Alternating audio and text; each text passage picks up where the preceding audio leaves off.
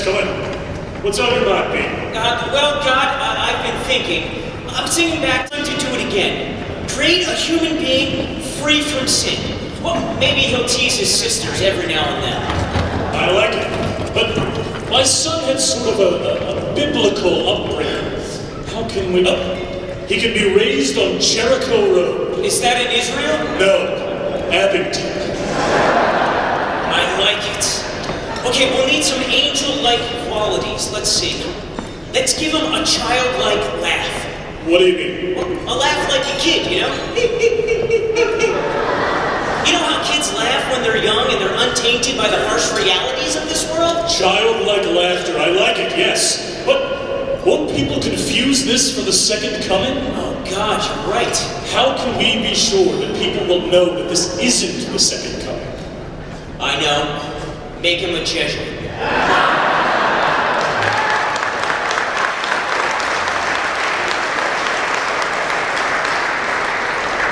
Oh, wait, but we already have that Jesuit Pope in the mix. Oh, no. That's not for another 70 years. Believe me, it's fine. Okay, so to recap, we need someone raised on Jericho Road, a childlike laugh, almost free from sin, and a future Jesuit. Well, there's only one person that fits that bill. It's time to create George Burr. And so we decided to go even deeper and learn more about who is George Burr. And we actually discovered some more material. With Bill Connor's help, we went through the Villiger archives.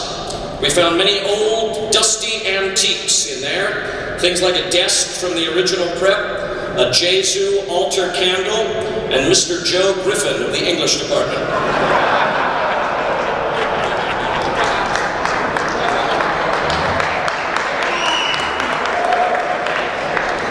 But then we found the journal of Father Charles Schnorr.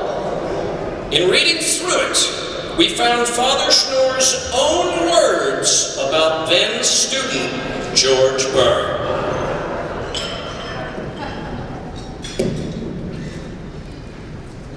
December 1955. Dear Diary, S.J. What a great time to be alive. President Eisenhower is in office and the economy is through the roof. And that Vice President, Richard Nixon, what a man of integrity. Things are great at St. Joseph's Prep. What a beautiful building we have. Granted, the fire alarm system is a little faulty, but I'm sure there's no need to fix it. The faculty seems vibrant and grand as ever. Although, it may be time for Ken Kenya to retire. My only small concern is a student I teach named George Burr. He was in my freshman homeroom, 1J. He spends all his days in that cadet uniform, marching, endless marching in place to practice for the marching band. How much marching practice does a boy need? And if he's not marching, George is in sodality. I'm a priest, and even I don't spend as much time in sodality. I don't even know why it's called sodality. We Catholics have such odd names for things.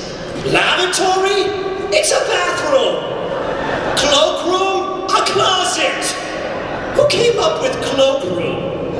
Who's wearing a cloak to school? What are we, London spies? But I think off about young George. He's too good. The other day, George came to me in confession. I asked him to list all his sins. This is what he said. 1, I teased my sister. 2, oh, that's it. I said, come now, George. Surely that can't be it. Surely there's more. He said, no, that's it. I said, well, then make something up. He said, no, that would be wrong, Father. I said, George, you got to do something wrong. You're making the rest of us look bad. Do something, anything. Skip class, get a jug, give one of your classmates a noogie, like that Lou Passano character. George just smiled at me and gave one of his signature childlike laughs. Anyway, diary, that's all for now. I have to tutor a student in math, little Jimmy Murray.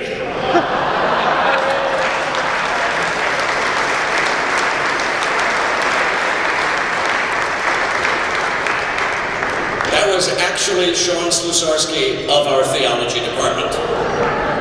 Ladies and gentlemen, in all seriousness, I do want to share a story of my own. A few years ago, I was meeting a young alumnus who was home from college for a cup of coffee, and parking near the Starbucks that we chose was abysmal. And the alumnus got to the Starbucks in record time and seemed to have gotten a great parking spot. So when I met up with him, I said, how did you manage? And he said to me, oh, I just parked in a handicap spot. And I said, don't you think that's wrong? And he said, no, I'm fine with it. And I thought for a second, and obviously my judgment of the situation carried no weight. But I said to him, what would you think if I told Father Burr tomorrow at the prep that you did that? And he went and moved his car. That is a true story, my hand to God. When he came back, he said to me, you know, they really ought to have crimson and gray wristbands made that say WWGBD. I emailed many students, alumni, and parents in preparation for this evening and to see if they would share some of their favorite George Burr stories or moments. And this is what they wrote me. After a show last year, I was waiting for my ride to come pick me up. It was about 6 o'clock on a beautiful Sunday afternoon. Mr. Braithwaite and I were the only people still at school for about a half hour, just us. And then the door of the Jesuit residence opens up, and out comes Father Burr, in a hoodie, sweats, and sneakers, and he starts cleaning up trash in the neighborhood. That's what he was doing on his day off. I couldn't believe it. Mr. Braithwaite pointed out that Father probably chose to do it when there was no one there because he didn't want the credit. All I could think was to give and not to count the cost. Father Burr is just the man. Prep alumnus, class of 2014.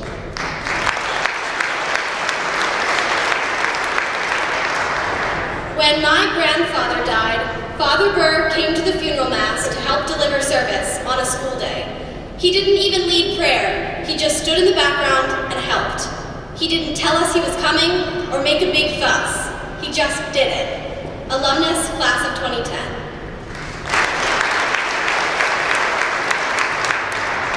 Well, the very first time my mom was about to meet Father, I said, Mom, please, whatever you do, be respectful. It's the president of the prep.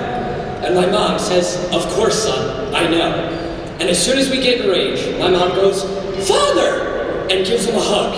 And there I am, watching my mom cling to Father Burr as if he had just got back from the war. But, being Father Burr, he lovingly embraced her back. Just the other day, he said to me, I love your mom. She's like female prep. Current prep junior.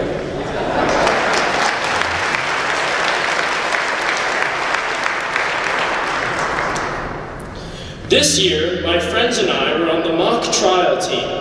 It's a great activity, but it's hardly as big as crew or football. We made it to city champs this year, and as we entered the courtroom, we saw our parents and a few friends sitting in the seats, showing their support. And then we saw one man, on his feet, standing there and clapping and cheering for us, as if we were the football team. Of course, it was Father Burr, current prep senior.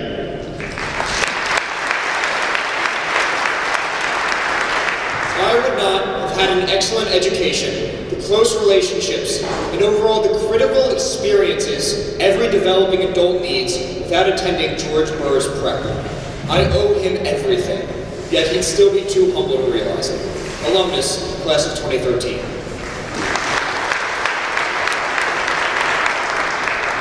My sons were students, and we found ourselves in a position where we could not afford the prep. We fell on very hard times. Father Burr found a benefactor for us. It was the nicest thing anyone has ever done for my family. Prep parent.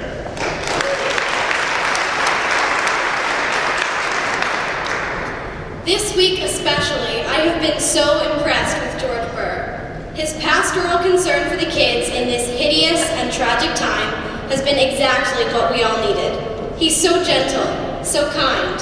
I'm so glad the boys have him with them this week. Prep parent.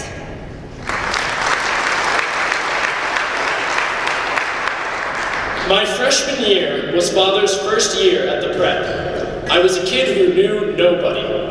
I was a scared little freshman, and I kind of hated the prep. After school every day, I sat in Jesuit Hall, alone, just doing homework. Father Burr would always come by and say hello, and ask me questions and stuff. He was so nice. He made it easy to talk. One day, he asked me what I was involved in, and I told him nothing. All that year, he kept asking.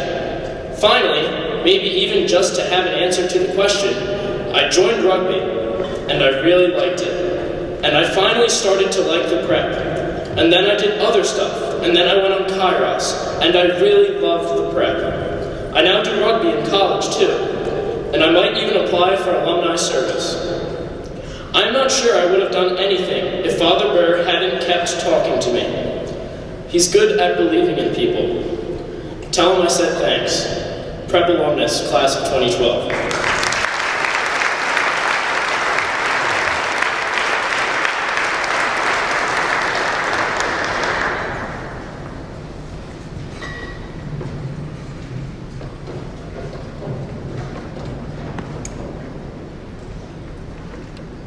St. George and the Dragon. In a small town, like many other towns, there was a lake. And in this lake, as with many other lakes, there lived a dragon. To appease the dragon, the people of the town used to feed it 2 sheep every day.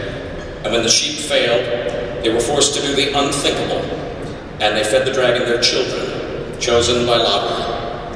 It happened that the lot fell on the king's daughter, a sweet young innocent beloved by all.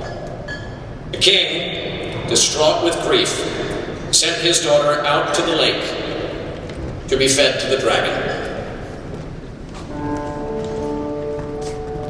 Yet it happened by chance that the man called George rode past the lake. George saw the princess, trembling, but because he was sweet of disposition but strong of virtue, he vowed to stay with the youngster, giving comfort to the fearful, nervous child, until at last a small smile even crept onto the child's face.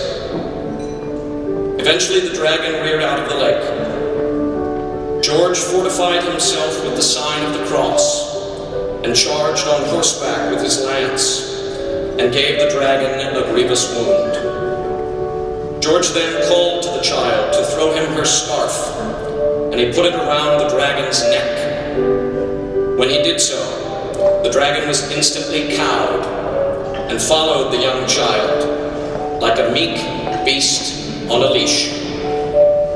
And then St. George peacefully led them all back to the village amidst the smiles and the cheers of all.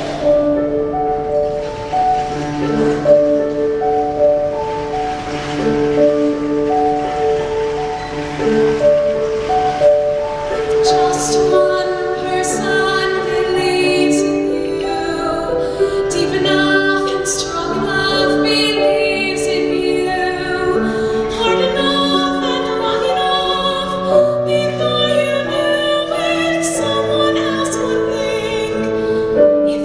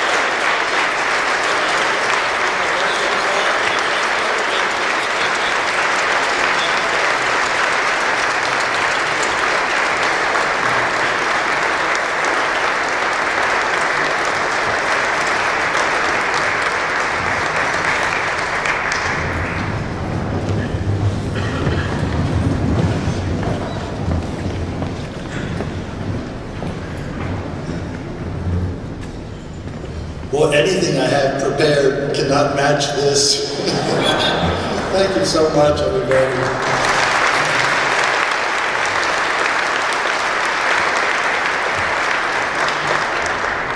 In 1985, when I first came here, I read some of the log books from the first years, and much was written in the hand of the founding pastor and superior, Father Villiger.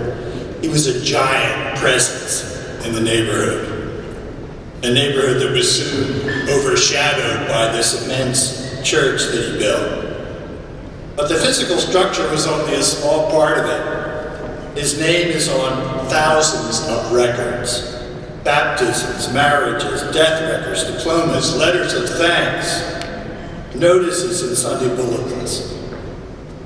I think there were 3 or 4 men. Well, yes, I showed up every day. 8 years at the parish, 10 years at Jesus School, and now the end of 7 here at the prep. And I signed my own name here and there, but fortunately, a great number of people made up the community that carried on these missions.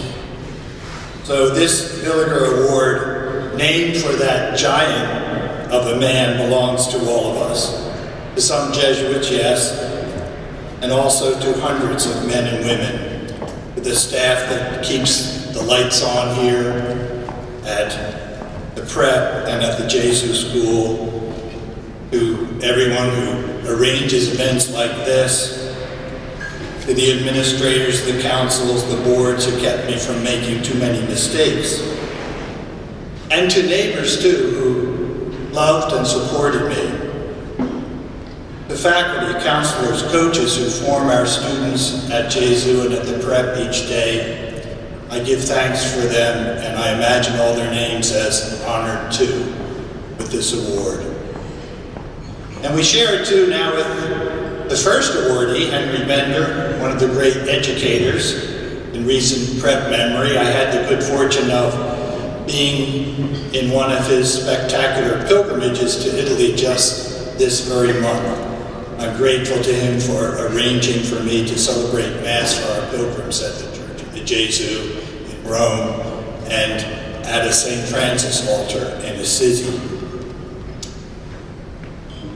We share this award today too with a number of young people from whom death has taken away the opportunity to be honored on a Jesu or prep stage like this. We at the prep loved Ryan Gilliard, and over the past few years loved those others in that youthful prep brotherhood that he now so recently joined in God's kingdom. I call on their prayers, I call on God, and I call on the youthful energy in this room to help both our schools make up for anyone we have lost at a young age. Well, I thank all of you for your kind wishes, greatly praise you for your commitment to the Jesus School and to the prep mission. For many of us, the mission is centered on a particular student, perhaps, or a particular group of young people. But for all of us, our missions are centered on God's love for our grads and students, and for the great good created over the last 165 years. Look around us. Our world and all its places benefits from the education on this square block. Some places a lot. I wish all of you actually would have an opportunity to interview even the quietest of Jesu's 8th graders or prep students. You will find them invariably remarkable for their good desires and growing in consciousness of some call to service. Our Ignatian tradition is alive and well at both schools, buttressed by the traditions of the Immaculate Heart of Mary, Sisters at Jesu. All this despite sorrow and struggle. even sometimes because of sorrow. Ad Maiorem Dei Gloria.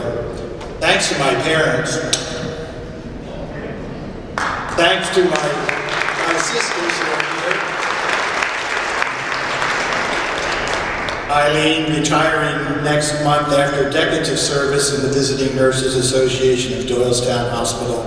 I don't have to go far for advice on my aging pains. And my sister Mary, stepping down this year after 25 years as principal at West Catholic Preparatory High School.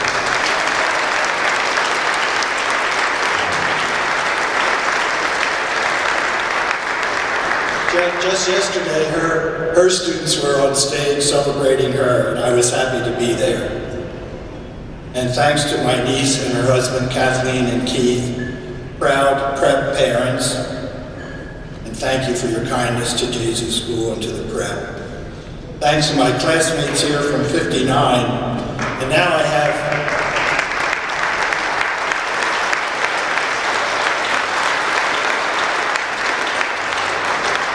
actually have new classmates in 1958. Members of 58 recently made me an honorary member of their class.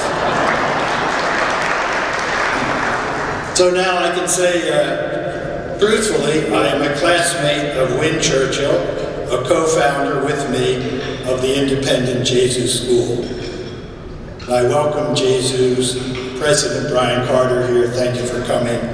And Prep President-elect, Father John Swope. I thank you both for joining us tonight.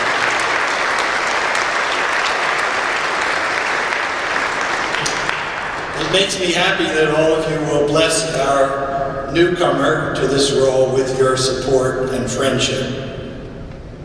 And finally, while the litany of thanks can last much longer, table by table, I'm so happy to see everybody, I end by thanking Russell, Tony, all this wonderful troupe here representing Cape and Sword and all of our students.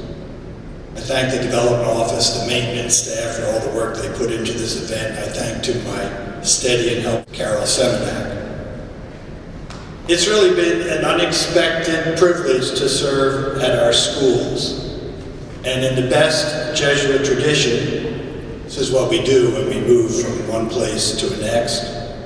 I ask for your forgiveness for when I failed you by not being at my best. I ask for your blessing on the still unrevealed mission to which God and my provincial will call me in July.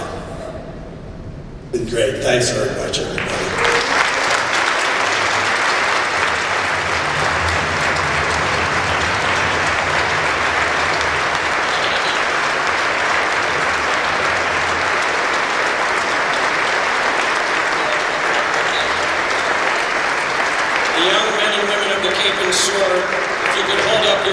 Ladies and gentlemen, those wristbands that we talked about are reality. You don't need one, George, but here's yours.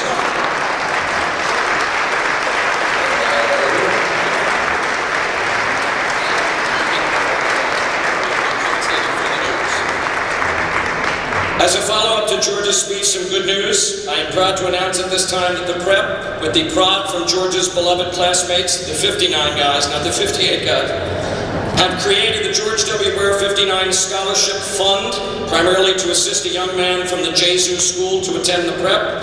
You are welcome to donate to this fund at any time, and I am proud to say that in just the past few weeks, we have current gifts and pledges in the amount of $130,000.